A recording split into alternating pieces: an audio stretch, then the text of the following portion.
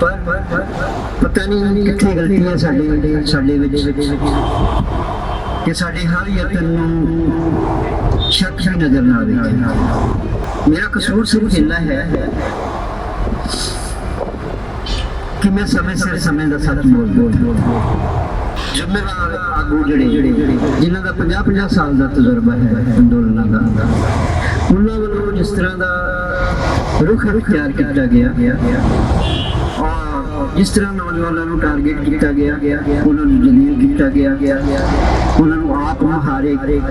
कह के लावारिस छड्ड दिता गया, जिसका बहुत बड़ा खामियाजा उन्होंने लोगों ने भुगतिया। 150 तो वध लोग जिहड़े ने उन्होंने मुकदमे पे, उन्होंने मुकदमे की पैरवाई दिल्ली गुरुद्वारा प्रबंधक कमेटी वालों की गई, जबकि जिम्मेवारी उस स्टेज की बनी सी। किस तरह की साजिश है भाई अज जिस स्टेज पर तुम खड़े हुए हो, जी अज साढ़े लिए प्रोहिबिटेड हो गई है, सानू वक्री स्टेज लानी पड़ी है। उस स्टेज से लियाउण वास्ते वही नौजवान सीगे जिहड़े तुहानू मोढियां ते चुक के पंजाब के हरियाणे के बार्डरों के स्टेज से लैके आए, जिसकी बदौलत अज तुहानू सरकारी बसां दे विच बिठा के और तुहानू रैड कारपेट जिहड़ा दिता जा रहा है अंदोलन लड़न लई, उन्हां नौजवानों की बदौलत। अंदोलनकारियों के जिहड़े खास कर कामरेड धिरां दे जिहड़े कथित बुद्धिजीवी ने जिहड़े विके हुए लोग, उन्होंने भी एक नैरेटिव सिर दिता कि इन्होंने लीडर के खिलाफ बोलना, मोर्चे के खिलाफ बोलना, मोर्चे को कमजोर करना।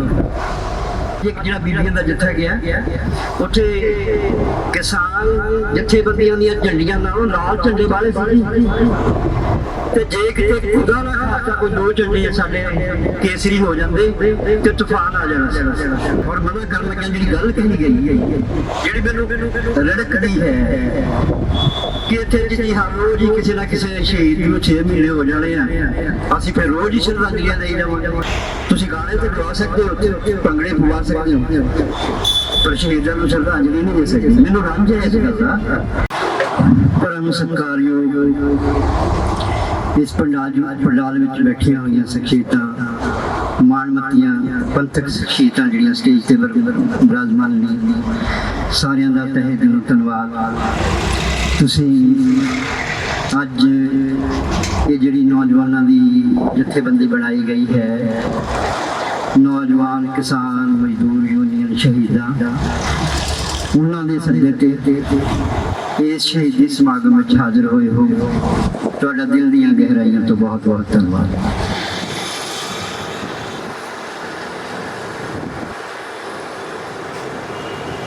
मैं बारियां गल्लां अज करनियां नहीं चाहता क्योंकि अज सिर्फ साडा प्रोग्राम शहीदां नूं श्रद्धांजलि देना है, पर कुछ गल्लां जरूरी हुंदियां ने जिहड़ियां वो कर लेनियां चाहिदियां ने, क्योंकि समाज दे विच कई तरह दी फिर गल्लां जो चलदियां ने, जे उन्होंने सच पता ना होवे तो फिर वो क्या सराइयां के हिसाब नाल जो सोचते हैं तो फिर गलत सोच। सब तो पहला मैं इस चीज़ की गल करनी चाहांगा कि अज ये शहीदां की श्रद्धांजलि समारोह है, वो सिंघू की मेन स्टेज पर क्यों नहीं होया, उहदे लिए वक्री स्टेज क्यों लाई? क्योंकि दास का शुरू तो यतन है कि उस स्टेज को मजबूत किया जाए, उस लीडरशिप को मजबूत किया जाए, उन्होंने मगर खड़े होया जाए। और हुण भी ये जिहड़ी जथेबंदी बनाई गई है, इस जथेबंदी ने उस स्टेज को मजबूत करना है, उस लीडरशिप को मजबूत करना है, उन्होंने पिछे खड़े होना है। पर पता नहीं कितनी गलतियां साडे विच कि साडे हर यतन नूं शक भी नजर ना आवे। मेरा कसूर सिर्फ इन्ना है कि मैं समय का सच बोल क्योंकि 26 तरीक की घटना तो बाद जिस तरह जिम्मेवार आगू जड़े जिन्हों का 50-50 साल का तजुर्बा है अंदोलनों का, उन्होंने वालों जिस तरह का रुख तैयार किया गया और जिस तरह नौजवानों को टारगेट किया गया, उन्होंने जलील किया गया, उन्होंने आप मुहारे कह के लावारिस छड्ड दिता गया, जिसका बहुत बड़ा खामियाजा उन्होंने लोगों ने भुगतिया। 150 तो वध लोग जिहड़े ने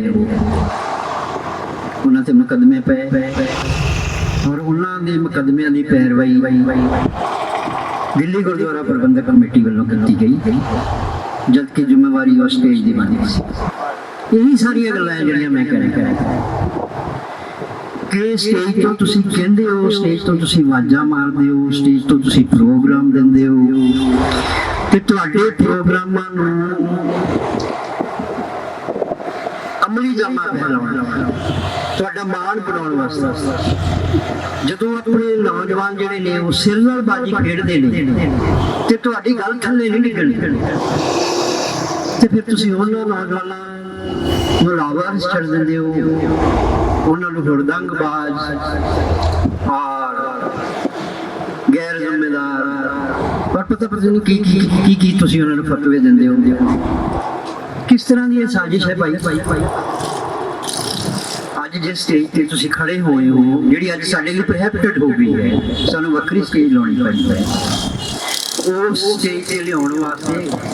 ਉਹੀ ਨੌਜਵਾਨ ਸੀਗੇ ਜਿਹੜੇ ਤੁਹਾਨੂੰ ਮੋਢਿਆਂ ਤੇ ਚੁੱਕ ਕੇ ਪੰਜਾਬ ਦੇ ਹਰਿਆਣੇ ਦੇ ਬਾਰਡਰਾਂ ਤੋਂ ਸਟੇਜ ਤੇ ਲੈ ਕੇ ਆਏ, ਜਿਸ ਦੀ ਬਦੌਲਤ ਅੱਜ ਤੁਹਾਨੂੰ ਸਰਕਾਰੀ ਬੱਸਾਂ ਦੇ ਵਿੱਚ ਬਿਠਾ ਕੇ ਔਰ ਤੁਹਾਨੂੰ ਰੈੱਡ ਕਾਰਪੇਟ ਜਿਹੜਾ ਦਿੱਤਾ ਜਾ ਰਿਹਾ ਹੈ ਅੰਦੋਲਨ ਲਈ, ਉਹ ਉਹਨਾਂ ਨੌਜਵਾਨਾਂ ਦੀ ਬਦੌਲਤ। ਮੈਂ ਇੱਕ ਸੱਚ ਕਹਿਣਾ ਚਾਹੂੰਗਾ ਇੱਥੋਂ, ਕਿਉਂਕਿ ਇਹ ਸਟੇਜ ਵੱਖਰੀ ਲੱਗੀ ਹੈ, ਇੱਥੇ ਗੱਲਾਂ ਕਹੀਆਂ ਗਈਆਂ ਨੇ, ਇਹ ਫਿਰ ਸਵਾਲ ਉੱਠਣਾ ਨੇ ਕਿ ਹਰਦੀਪ ਸਿੰਘ ਢਿੰਡਵਾ ਨੇ ਅੰਦੋਲਨ ਨੂੰ ਕਮਜ਼ੋਰ ਕਰਨ ਵਾਸਤੇ ਇੱਕ ਵੱਖਰੀ ਸਟੇਜ ਲਾਈ, ਉੱਥੇ ਸਾਡੇ ਖਿਲਾਫ ਬੋਲੇ। ਜਿਸ ਤਰ੍ਹਾਂ ਇਸ ਦੇਸ਼ ਦੇ ਵਿੱਚ ਇੱਕ ਨੈਰੇਟਿਵ ਸਿਰ ਦਿੱਤਾ ਗਿਆ ਹੈ ਕਿ ਮੋਦੀ ਦੇ ਖਿਲਾਫ ਬੋਲਣਾ ਦੇਸ਼ ਦੇ ਖਿਲਾਫ ਬੋਲਣਾ ਔਰ ਉਹ ਦੇਸ਼ ਵਿਰੋਧ ਹੈ, ਇਸੇ ਤਰ੍ਹਾਂ ਹੀ ਕੁਝ ਅੰਦੋਲਨਕਾਰੀਆਂ ਦੇ ਜਿਹੜੇ ਖਾਸ ਕਰ ਕਾਮਰੇਡ ਧਿਰਾਂ ਦੇ ਜਿਹੜੇ ਕਥਿਤ ਬੁੱਧੀਜੀਵੀ ਨੇ, ਜਿਹੜੇ ਵਿਕੇ ਹੋਏ ਲੋਕ ਨੇ, ਉਹਨਾਂ ਨੇ ਵੀ ਇੱਕ ਨੈਰੇਟਿਵ ਸਿਰ ਦਿੱਤਾ ਕਿ ਇਹਨਾਂ ਲੀਡਰਾਂ ਦੇ ਖਿਲਾਫ ਬੋਲਣਾ ਮੋਰਚੇ ਦੇ ਖਿਲਾਫ ਬੋਲਣਾ, ਮੋਰਚੇ ਨੂੰ ਕਮਜ਼ੋਰ ਕਰਨਾ। ਕੀ ਐਸਾ ਹੋ ਸਕਦਾ ਹੈ ਕਿ ਸਾਡੇ ਲੀਡਰ ਬੱਜਰ ਗਲਤੀਆਂ ਕਰਨ, ਬੱਜਰ ਰਹਿਤਾ ਕਰਨ, ਅੰਦੋਲਨ ਦੀ ਪਿੱਠ ਵਿੱਚ ਛੁਰੇ ਮਾਰਨ, ਜਿਨ੍ਹਾਂ ਦੀ ਬਦੌਲਤ ਅੰਦੋਲਨ ਹੈ, ਉਹਨਾਂ ਨੂੰ ਸਟੇਜਾਂ ਤੇ ਖੜ ਕੇ ਜਲੀਲ ਕਰ, ਨੌਜਵਾਨਾਂ ਨੂੰ ਜਲੀਲ ਕਰ, ਧਾਰਮਿਕ ਸੰਸਥਾਵਾਂ ਨੂੰ ਜਲੀਲ ਕਰਨਾ। ਅੱਜ ਮੈਂ ਵੇਖ ਰਿਹਾ ਸੀ, ਅੱਜ ਇੱਕ ਜਿਹੜਾ ਬੀਬੀਆਂ ਦਾ ਜੱਥਾ ਗਿਆ, ਉੱਥੇ ਕਿਸਾਨ ਜਥੇਬੰਦੀਆਂ ਦੀਆਂ ਝੰਡੀਆਂ ਨਾਲੋਂ ਲਾਲ ਝੰਡੇ ਵਾਲੇ ਸੀ ਤੇ ਜੇ ਕਿਤੇ ਖੁਦਾ ਨਾ ਖਾਸਤਾ ਕੋਈ ਦੋ ਝੰਡੇ ਸਾਡੇ ਕੇਸਰੀ ਹੋ ਜਾਂਦੇ ਤੇ ਤੂਫਾਨ ਆ ਜਾਣਾ ਸੀ। ਕੀ ਹੋਇਆ ਹੈ ਸਾਡੇ ਲੀਡਰਾਂ ਨੂੰ? ਉੱਥੇ ਬਹੁਤ ਸਾਰੇ ਲੋਕ ਨੇ ਜਿਨ੍ਹਾਂ ਨੇ ਗਾਤਰੇ ਪਾਏ ਹੋਏ ਨੇ, ਉੱਥੋਂ ਨਹੀਂ ਪਾਉਂਦੇ ਨੇ ਉਹ ਲੋਕ। ਪਤਾ ਨਹੀਂ ਕਿਸ ਤਰ੍ਹਾਂ ਦੀ ਸਮਝ ਪੈਦਾ ਹੋ ਗਈ। ਸੋ ਸਾਡਾ ਇਹ ਅੱਡ ਸਟੇਜ ਲਾਉਣ ਦਾ ਬਿਲਕੁਲ ਪ੍ਰੋਗਰਾਮ ਨਹੀਂ ਸੀ। ਮੈਂ ਜਥੇਬੰਦੀ ਵਾਲਿਆਂ ਨੂੰ ਬਕਾਇਦਾ ਰਿਟਨ ਲੈਟਰ ਦੇ ਕੇ ਮੇਨ ਸਟੇਜ ਦੇ ਮੇਨ ਲੀਡਰਾਂ ਨੂੰ ਉਹਨਾਂ ਨੂੰ ਮੀਟਿੰਗ ਦੇ ਦਰਮਿਆਨ ਜਾ ਕੇ ਸੱਦਾ ਪਤਾ ਦਿੱਤਾ ਕਿ ਇਹਨਾਂ ਨੌਜਵਾਨਾਂ ਨੇ ਸ਼ਹੀਦਾਂ ਨੂੰ ਸ਼ਰਧਾਂਜਲੀ ਦੇਣੀ ਹੈ, ਖਾਸ ਕਰਕੇ ਕਿਉਂਕਿ ਨਵਰੀਤ ਦੀ ਸ਼ਹਾਦਤ ਨੂੰ 6 ਮਹੀਨੇ ਹੋ ਗਏ। ਇਹ ਇਕੱਲਾ ਅਸੀਂ ਇੱਥੇ ਨਹੀਂ ਕਰ ਰਹੇ, ਗਾਜ਼ੀਪੁਰ ਬਾਰਡਰ ਤੇ ਨਵਰੀਤ ਦੀ ਸ਼ਹਾਦਤ ਨੂੰ ਸ਼ਰਧਾਂਜਲੀ ਦੇਣ ਵਾਸਤੇ ਅੱਜ ਇੱਕ ਵੱਡਾ ਜਥਾ ਸਾਡੇ ਸ਼ਹਿਰ ਉਦਰਪੁਰ ਤੋਂ ਚੱਲਿਆ ਹੈ, ਜਿਨ੍ਹਾਂ ਨੇ ਸ਼ਾਮ ਨੂੰ ਗਾਜ਼ੀਪੁਰ ਬਾਰਡਰ ਤੇ ਆਣ ਕੇ ਨਵਰੀਤ ਨੂੰ ਸ਼ਹਾਦਤ ਦੇਣਾ। ਇਹ ਅਲੋਕਾਰ ਕੰਮ ਨਹੀਂ ਸੀ ਜਿਹੜਾ ਇਹ ਨੌਜਵਾਨ ਕਰਨਾ ਚਾਹੁੰਦੇ ਸੀ। ਇਹਨਾਂ ਦੇ ਦਿਲਾਂ ਵਿੱਚ ਨਵਰੀਤ ਪ੍ਰਤੀ ਪਿਆਰ ਸੀ, ਸਤਿਕਾਰ ਸੀ, ਉਹ ਉਸ ਨੂੰ ਸ਼ਰਧਾਂਜਲੀ ਦੇਣਾ ਚਾਹੁੰਦੇ ਸੀ, ਉਹਨੂੰ ਯਾਦ ਕਰਨਾ ਚਾਹੁੰਦੇ ਸੀ। ਤੇ ਜਦੋਂ ਇਹਨਾਂ ਨੇ ਉਹ ਰਿਟਨ ਲੈਟਰ ਜਿਹੜਾ ਉਹ ਸਟੇਜ ਦੇ ਮਾਲਕਾਂ ਨੂੰ, ਮੈਂ ਮਾਲਕ ਹੀ ਕਹਾਂਗਾ ਕਿਉਂਕਿ ਅੱਜ ਦੀ ਤਰੀਕ ਵਿੱਚ ਉਹ ਮਾਲਕ ਨੇ ਉਸ ਸਟੇਜ ਦੇ, ਉਹਨਾਂ ਨੇ ਰੱਦ ਕਰ ਦਿੱਤਾ ਹੈ ਉਹ ਸਾਰੇ ਲੋਕਾਂ ਨੂੰ ਜਿਨ੍ਹਾਂ ਦੀ ਬਦੌਲਤ ਉਹ ਸਟੇਜ ਤੇ। ਪਰ ਅੱਜ ਉਹ ਕਾਰਡ ਦਿੰਦੇ ਨੇ ਜਿਨ੍ਹਾਂ ਨੂੰ ਆਪਣੇ ਨਾਲ ਲੈ ਕੇ ਜਾਣਾ, ਕਾਰਡ ਇਸ਼ੂ ਕਰਦੇ ਆ। ਉਹ ਕਾਰਡ ਉਦੋਂ ਤੋਂ ਇਸ਼ੂ ਨਹੀਂ ਕੀਤੇ ਜਿੱਦਣ ਰਾਜਸਥਾਨ ਦੇ ਬਾਰਡਰ ਤੋਂ ਇਹਨਾਂ ਨੂੰ ਚੱਕ ਕੇ ਲਿਆ ਗਿਆ, ਪਰ ਅੱਜ ਕਾਰਡ ਇਸ਼ੂ ਹੁੰਦੇ। ਉਹਨਾਂ ਨੂੰ ਚਿੱਠੀ ਦਿੱਤੀ ਗਈ ਇਹਨਾਂ ਨੌਜਵਾਨਾਂ ਵੱਲੋਂ ਕਿ ਅਸੀਂ ਨਵਰੀਤ ਸਿੰਘ ਤੇ ਬਾਕੀ ਜਿਹੜੇ ਸ਼ਹੀਦ ਹੋਏ ਨੇ ਉਹਨਾਂ ਨੂੰ ਸ਼ਰਧਾਂਜਲੀ ਦੇਣਾ ਚਾਹੁੰਦੇ ਹਾਂ ਸਟੇਜ ਤੇ। ਸੁਖਮਨੀ ਸਾਹਿਬ ਦਾ ਪਾਠ ਕਰਾਂਗੇ। ਕਿੱਡੀ ਕੁ ਵੱਡੀ ਗੱਲ ਸੀ, ਕਿਹੋ ਜਿਹਾ ਇਹਨਾਂ ਨੇ ਕੋਈ ਇਹੋ ਜਿਹਾ ਉਪਦਰਵ ਕਰਨਾ ਸੀ ਉੱਥੇ ਜਾ ਕੇ, ਜਿਸ ਲਈ ਇਹਨਾਂ ਨੂੰ ਮਨਾ ਕਰ ਦਿੱਤਾ ਗਿਆ। ਔਰ ਮਨਾ ਕਰਨ ਲੱਗਿਆ ਜਿਹੜੀ ਗੱਲ ਕਹੀ ਗਈ ਹੈ, ਜਿਹੜੀ ਮੈਨੂੰ ਰੜਕਦੀ ਹੈ ਕਿ ਇੱਥੇ ਜੀ ਹਰ ਰੋਜ਼ ਹੀ ਕਿਸੇ ਨਾ ਕਿਸੇ ਸ਼ਹੀਦ ਨੂੰ 6 ਮਹੀਨੇ ਹੋ ਜਾਣੇ ਆ, ਅਸੀਂ ਫਿਰ ਰੋਜ਼ ਹੀ ਸ਼ਰਧਾਂਜਲੀਆਂ ਦੇਈ ਜਾਵਾਂਗੇ। ਤੁਸੀਂ ਗਾਣੇ ਤੇ ਗਵਾ ਸਕਦੇ ਹੋ, ਭੰਗੜੇ ਪਵਾ ਸਕਦੇ ਹੋ, ਪਰ ਸ਼ਹੀਦਾਂ ਨੂੰ ਸ਼ਰਧਾਂਜਲੀ ਨਹੀਂ ਦੇ ਸਕਦੇ। ਮੈਨੂੰ ਰੰਜ ਹੈ ਇਸ ਗੱਲ ਦਾ ਕਿ ਜਿਸ ਦਿਨ 4 ਫਰਵਰੀ ਨੂੰ ਵਸੀਮ ਨਵਰੀਦ ਦਾ ਭੋਗ ਪਾ ਰਹੇ ਸੀ ਡਿਬੜੀਏ ਦੇ ਵਿੱਚ, ਔਰ ਸਾਹਮਣੇ ਸਟੇਜ ਤੋਂ ਪਰਲੇ ਬੱਲੇ ਜਿਹੜੀ ਮਾਝੇ ਵਾਲੇ ਦੀ ਸਟੇਜ ਵਾਈ ਹੈ, ਉੱਥੇ ਵੀ ਨਵਰੀਦ ਦਾ ਭੋਗ ਪਾਇਆ ਜਾ ਰਿਹਾ ਹੈ, ਔਰ ਉਧਰੋਂ ਭੋਗ ਦੇ ਸ਼ਲੋਕ ਪੜ੍ਹੇ ਜਾ ਰਹੇ ਸੀ, ਔਰ ਇਧਰਲੀ ਸਟੇਜ ਤੇ ਖਾੜਾ ਲੱਗਾ ਹੋਇਆ ਸੀ। कैसी मानसिकता है साडे लीडरां दी। ते जे असीं इन्हां नूं कोई सवाल करदे हां ते हमला ये हुंदा है कि ये तां जी मोर्चे नूं तोड़ना चाहुंदे ने, मोर्चे नूं कमजोर करना चाहुंदे ने, मोर्चा हरा देना। ये वो लोग कहंदे ने जिन्हां दी चीची नूं चीर नहीं आया, जिन्हां ने अंदोलनां दे विचों कमाईयां कीतीआं ने, ਜਿਹੜੇ ਸੜਕ ਤੇ ਖੜੇ ਸੀ ਅੱਜ ਉਹ ਮਹਿਲਾ ਮਨਾਰਿਆਂ ਦੇ ਵਿੱਚ ਵਸਦੇ ਨੇ ਅੰਦੋਲਨਾਂ ਦੀ ਗੱਲ। ਤੇ ਮੇਰੀ ਸਮਝ ਦੇ ਮੁਤਾਬਕ ਇਹ ਹੈ ਕਿ ਜਿਹੜੇ ਲੋਕ ਲੜਦੇ ਨੇ, ਸਰਕਾਰਾਂ ਨਾਲ ਸੰਘਰਸ਼ ਕਰਦੇ ਨੇ, ਅੰਦੋਲਨ ਕਰਦੇ ਨੇ, ਫਾਈਟ ਕਰਦੇ ਨੇ, ਉਹਨਾਂ ਦੀਆਂ ਜਾਇਦਾਦਾਂ ਵਿਕਦੀਆਂ ਨੇ ਭਾਈ, ਉਹਨਾਂ ਦੇ ਘਰ ਵਿਕਦੇ ਨੇ, ਉਹਨਾਂ ਦੇ ਜ਼ਮੀਨਾਂ ਵਿਕਦੀਆਂ ਨੇ, ਉਹਨਾਂ ਦਾ ਆਹ ਹਾਲ ਹੁੰਦਾ ਹੈ ਕਿ ਉਹ ਪ੍ਰੋਪਰ ਕੱਪੜੇ ਵੀ ਨਹੀਂ ਪਾ ਸਕਦੇ, ਪੈਦਲ ਤੁਰਦੇ ਨੇ। ਇਹ ਕਿਹੋ ਜਿਹੇ ਅੰਦੋਲਨਕਾਰੀ ਨੇ ਜਿਹੜੇ ਕਹਿੰਦੇ ਸਾਨੂੰ 70 ਸਾਲ ਦਾ ਤਜਰਬਾ ਹੈ ਤੇ 60 ਸਾਲਾਂ ਦੇ ਵਿੱਚ ਇਹ ਸੜਕ ਤੋਂ ਉੱਠ ਕੇ ਪੱਠਿਆਂ ਦੇ ਮਾਲਕ ਵੀ ਨੇ, ਆੜਤਾਂ ਦੇ ਮਾਲਕ ਵੀ ਨੇ, ਔਰ ਵੱਡੀਆਂ ਕੋਠੀਆਂ ਵੱਡੀਆਂ ਜ਼ਮੀਨਾਂ ਦੇ ਮਾਲਕ ਨੇ, ਤੇ ਕਹਿੰਦੇ ਨੇ ਸਾਨੂੰ 60 ਸਾਲ ਦਾ ਤਜਰਬਾ ਹੈ। ਮੌਲਵੀ ਬਣਾਏ ਹੋਏ। ਹੁਣ ਮੇਰੀ ਬਦਕਿਸਮਤੀ ਹੈ ਕਿ ਇਹਨਾਂ ਨੂੰ 60 ਸਾਲ ਦਾ ਜਿਹੜਾ ਤਜਰਬਾ ਹੈ ਨਾ ਅੰਦੋਲਨ ਖੜਾ ਕਰਨ ਦਾ ਔਰ ਅੰਦੋਲਨ ਵੇਚ ਦੇਣ ਦਾ, ਮੇਰਾ 40 ਸਾਲ ਦਾ ਤਜਰਬਾ ਇਹਨਾਂ ਦੇ ਉਲਟ ਕਿ ਜਿਹੜੇ ਅੰਦੋਲਨ ਵੇਚਦੇ ਨੇ ਮੈਂ ਉਹਨਾਂ ਦੀਆਂ ਪੈੜਾਂ ਦਾ ਬਣਾ, ਪਰ ਮੈਂ ਉਹਨਾਂ ਨੂੰ ਲੋਕਾਂ ਦੇ ਵਿੱਚ ਨੰਗਾ ਕਰਦਾ।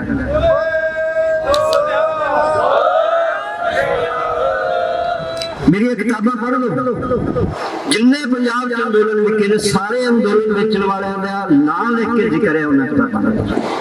और मैं ये भी किताब लिखा जिन्होंने ये अंदोलन बेचा है, मैं उन्होंने भी नाम लिखा। ये है मेरा कसूर जिसलिए नवरीद की शहादत को निकाल दिता गया। ये है मेरा, मैं बोलना नहीं चाहता क्योंकि इन्होंने गल शुरू कर दी ते मैंने बोलना पै गया, क्योंकि सवाल इन्होंने चुकना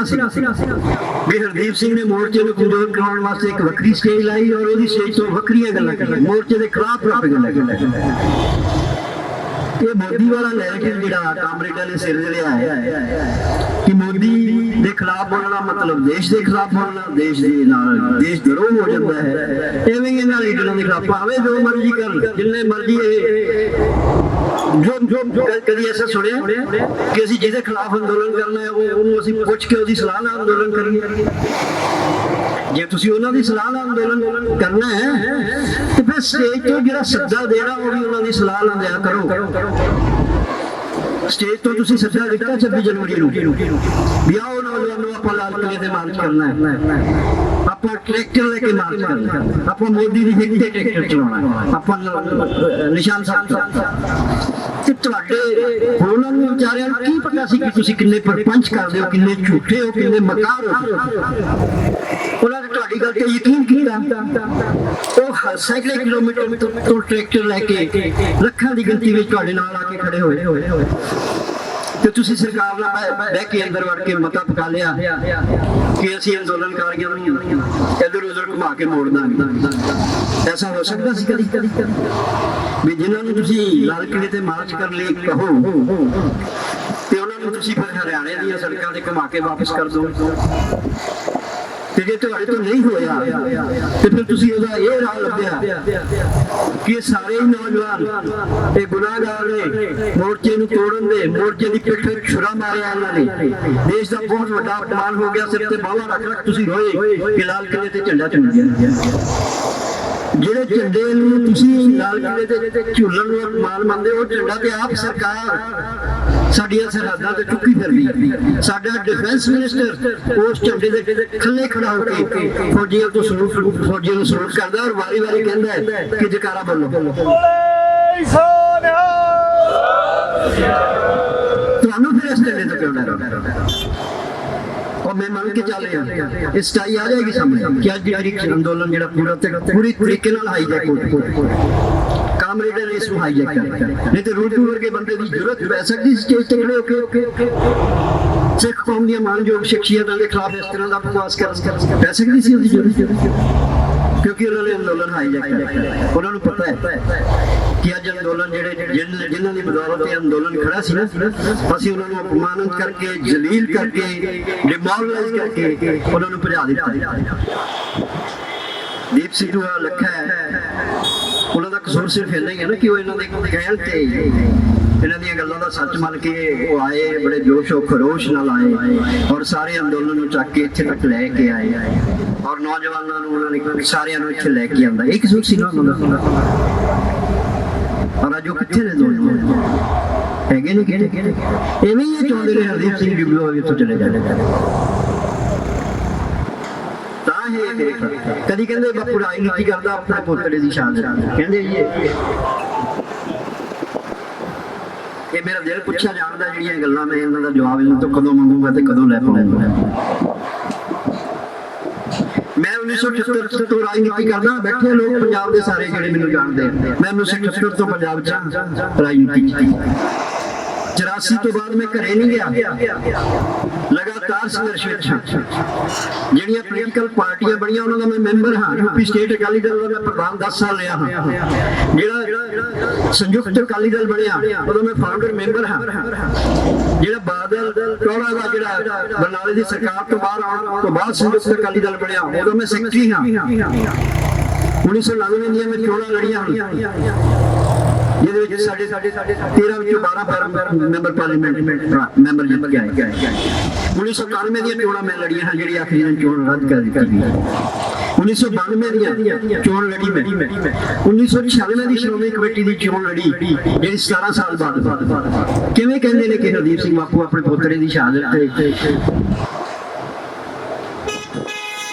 ਸਿਆਸਤ ਕਰਦਾ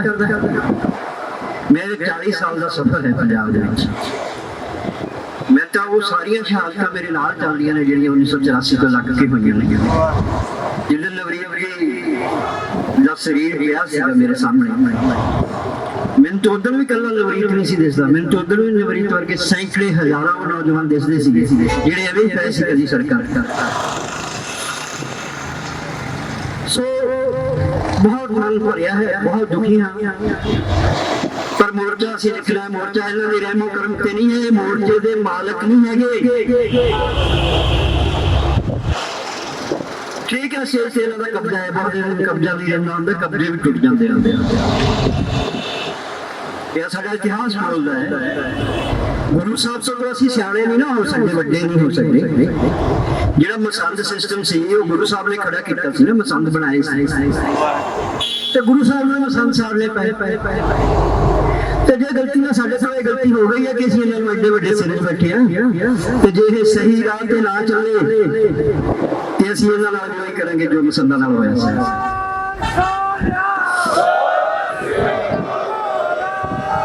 मैं बहुत दिन मैं हुण दब के कुट के नहीं जीना तुहाडे इल्जाम जो तुसीं मेरे ते सिर लाउंदे हो मैं एक दा जवाब दूंगा हुण तुसीं तय कर लो भी लगना कि ईमानदारी नाल बैठ के फैसला कर मैं पुछना चाहना तुहानूं मैं तुहाडे नाल 10 वारी तुहानूं बेनती कीती है कि तुहाडी 32-40 जथेबंदियां नाल मैनूं एक वारी बैठण दा मौका दित्ता जावे मैं जानना चाहना है जो कुछ होया है मेरा हक है जानना पर मेरे आज ताईं इन्होंने बत्तियां चालियां ने अपने कोल नहीं फटन मैं आज फिर इस स्टेज तो कहना है कि एक बार फिर मैं तुहानूं चाहना है कि मेरे नाल बैठ के गल और जो मैं तुहाडीआं गल्लां दा जवाब ना दे सकिया मैं तुहाडी स्टेज ते खड़ के माफी मंगूंगा ते जे तुसीं मेरियां गल्लां दा जवाब ना दे सके फिर दसो तुसीं माफी मंगोगे सो ये सारिया गल्लां आपां नूं करनियां पैणीआं शहादतां साडा इतिहास है साडा विरसा है साडे हिस्से आईयां ने शहादतां असीं दित्तियां ने शहादतां दवांगे भी दवांगे असीं शहादतां तो पिछे नहीं हटदे पर असीं इन्हां तो डर के मैं उन्हां नूं ਲੋਕਾਂ ਨੂੰ ਕਹਿਣਾ, ਮੇਰੀ ਗੁਜ਼ਾਰਿਸ਼ ਹੈ ਕਿ ਜਿਹੜੇ ਇਹਨੇ ਮਿਹਣਿਆਂ ਤੋਂ ਡਰ ਕੇ ਤੁਸੀਂ ਘਰੇ ਬੈਠ ਗਏ ਹੋ ਨਾ, ਅੰਦੋਲਨ ਇਹਨਾਂ ਦੇ ਵਾਰਸ ਇਹਨਾਂ ਦੇ ਹਵਾਲੇ ਕਰ ਦਿੱਤਾ ਹੈ ਕਾਮਰੇਡਾਂ ਨੇ, ਇਹ ਬਹੁਤ ਵੱਡਾ ਨੁਕਸਾਨ ਕਰਨ ਜਾ ਰਿਹਾ ਹੈ। ਤੁਸੀਂ ਵਾਪਸ ਆਓ, ਤੁਸੀਂ ਵਾਰਿਸ ਹੋ ਇਸ ਅੰਦੋਲਨ ਦੇ, ਤੁਹਾਡੀ ਬਦੌਲਤ ਇਹ ਅੰਦੋਲਨ ਖੜਾ ਹੈ। ਇਸ ਲਈ ਤੁਸੀਂ ਇਹਨਾਂ ਨੂੰ ਖੁੱਲਾ ਖੇਡਣ ਦੀ ਜਿਹੜੀ ਆਜ਼ਾਦੀ ਹੈ ਸਾਡੇ ਅੰਦੋਲਨ ਦਾ ਨੁਕਸਾਨ ਕਰਦੇ ਜਿਹੜੇ ਇਹਨਾਂ ਨੂੰ ਰੈਂਕ ਕਾਰਪੋਰੇਟ ਉੱਥੇ ਮਿਲਣ ਲੱਗ ਗਏ ਨਾ, ਸਰਕਾਰ ਇਹਨਾਂ ਨੂੰ ਕੁਰਸੀਆਂ ਢਾ ਕੇ ਟੈਂਟ ਲਾ ਕੇ ਜਿੱਥੇ ਮੋਰਚਾ ਲਾਉਣ ਚਿੜੀ ਨਹੀਂ ਫੜਕਣ ਦਿੰਦੇ ਉਹ, ਔਰ ਵਨਸੋਨੇ ਪਰਚੇ ਦਰਜ ਕਰ ਦਿੰਦੇ ਉਹਨਾਂ ਲੋਕਾਂ ਦੇ ਜਿਹੜੇ ਸਰਕਾਰਾਂ ਦੇ ਖਿਲਾਫ ਲੜਦੇ ਨੇ, ਉੱਥੇ ਇਹਨਾਂ ਦੀਆਂ ਸੰਸਾਂ ਲੱਗਦੀਆਂ ਉੱਥੇ ਇਹਨਾਂ ਦੇ ਕੀ ਲੋਕਾਂ ਨੇ ਧੂੜਾ ਖਾਧਾ ਹੋਇਆ, ਸਮਝ ਨਹੀਂ ਹੈਗੀ ਲੋਕਾਂ ਨੂੰ, ਇਹ ਜਵਾਬ ਮੰਗੇ ਜਾਣਗੇ। ਸੋ ਅੱਜ ਦੇ ਦਿਨ ਮੈਂ ਸਿਰਫ ਇੰਨਾ ਹੀ ਕਹਾਂਗਾ ਕਿ ਜੋ ਤੁਸੀਂ ਸਾਰੇ ਲੋਕ ਆਏ, ਤੁਸੀਂ ਆਪਣੀ ਗੱਲ ਕਹੀ, ਤੁਹਾਡਾ ਸਾਰਿਆਂ ਦਾ ਤਹਿ ਦਿਲੋਂ ਧੰਨਵਾਦ। ਤੁਸੀਂ ਮੈਨੂੰ ਵੀ ਜ਼ੁਬਾਨ ਖੋਲਣ ਦੀ ਇਜਾਜ਼ਤ ਦਿੱਤੀ, ਮੈਂ ਬੋਲਣਾ ਨਹੀਂ, ਮੈਂ ਇਹ ਗੱਲਾਂ ਕਰਨੀਆਂ ਨਹੀਂ, ਪਰ ਤੁਸੀਂ ਕਹੀਆਂ ਤੇ ਮੈਂ ਕਰ ਪਾਇਆ ਇਹਨਾਂ ਹੀ ਲਫ਼ਜ਼ਾਂ ਨਾਲ, ਕਿਉਂਕਿ ਜਿਨ੍ਹਾਂ ਦੀ ਸ਼ਾਨ ਦੇ ਖਿਲਾਫ ਮੈਂ ਬੋਲਿਆ ਉਹਨਾਂ ਤੋਂ ਤਾਂ ਮੈਂ ਮਾਫੀ ਨਹੀਂ ਮੰਗਦਾ,